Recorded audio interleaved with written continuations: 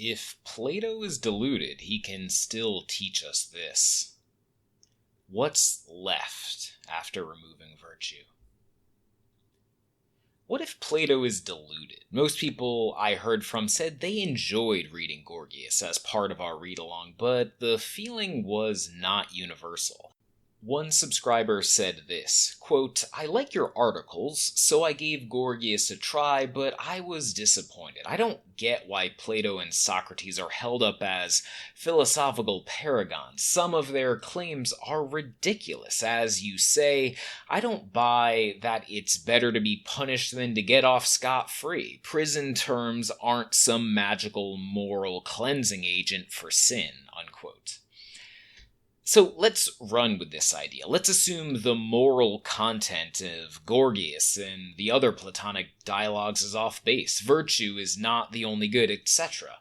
Is there anything of value to salvage? Should virtue skeptics still engage with Plato? I think that there are several reasons why they should consider it. First, monologue versus dialogue. Philosophy is about conversation, questioning, and testing, not monologues and certainties. Unreasonable assumptions and tidy answers fall apart when exposed to good questions, so anyone devoted to truth needs interlocutors. I bet my subscriber gained a better appreciation for the lackluster elements of Plato's ideas by reading the back and forth. They seem firmer in summary. And by mentally pushing against them as the dialogue proceeds, he may have firmed up his own ideas. Whatever we decide to believe, holding our ideas up for criticism will make them better ideas. This is one of the greatest lessons Plato teaches. The negative path. Many Platonic dialogues end without resolution or a eureka moment. No great universal mysteries are worked out. Instead, using apophatic reasoning, aka via negativa, the negative way, Socrates and his interlocutors agree on some of the things which a thing isn't.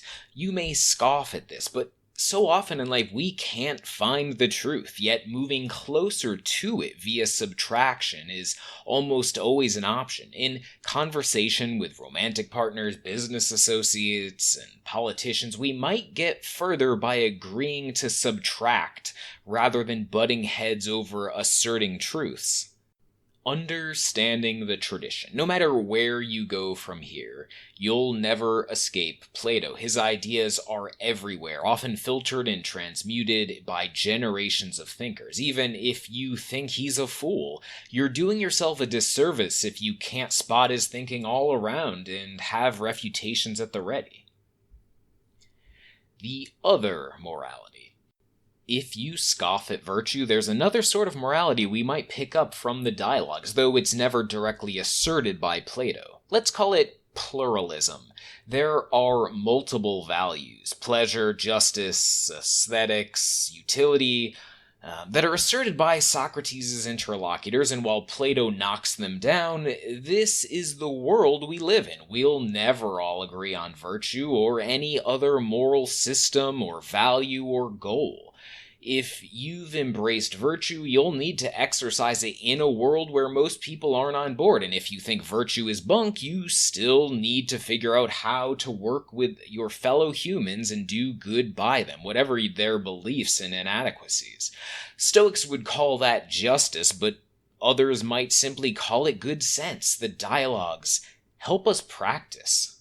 Notice that Socrates never loses his cool, even when interlocutors heap insults on him and call him ridiculous.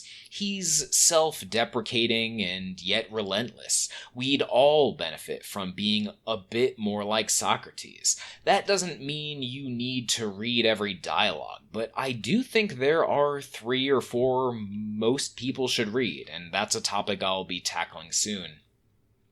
Thanks for listening.